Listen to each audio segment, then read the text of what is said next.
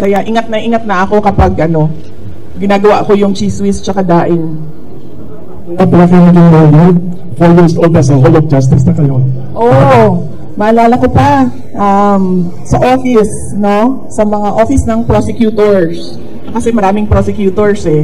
Iba-iba yung opisina nila, iba-iba yung style ng opisina nila, iba-iba yung kanilang routine sa opisina.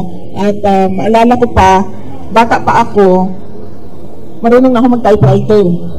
Kasi may typewriter, diba, sa office. Tapos, doon ako naglalaro kasi yung secretary ni PRD, para hindi ako paikot-ikot kung saan-saan, binibigyan ako ng mga scratch paper at pinagta-type ako kahit hindi pa ako marunong magbasa. Yes. Thank you.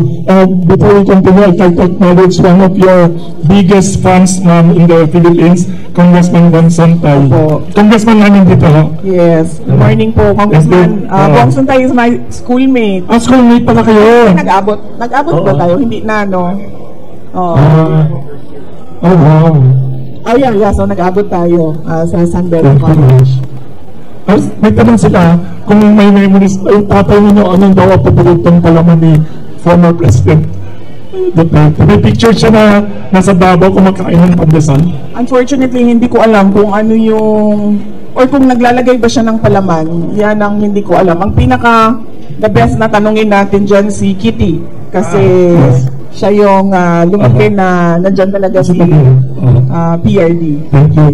Ma'am, may gusto magtanong dito, editor ng Philippine Star, is Natalie Tomata. Ma'am, Bisaya siya. May buntag, VP Inday, video ko lang. Siyempre, ang init ng politika as hot as the pandesal of Sir Wilson. Pero, how do you distress ba? Stress. How do you cope with stress?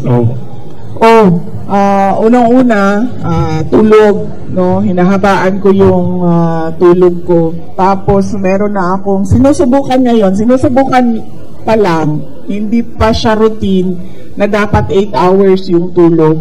Dapat by 11 p.m. tulog na ako, and then 8 a.m. dapat gising na ako. So, sinusubukan ko pa lang. Hindi pa siya perfect na routine.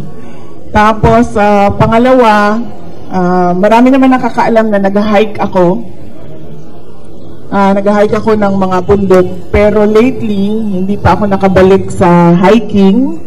At ang pangatlo is usually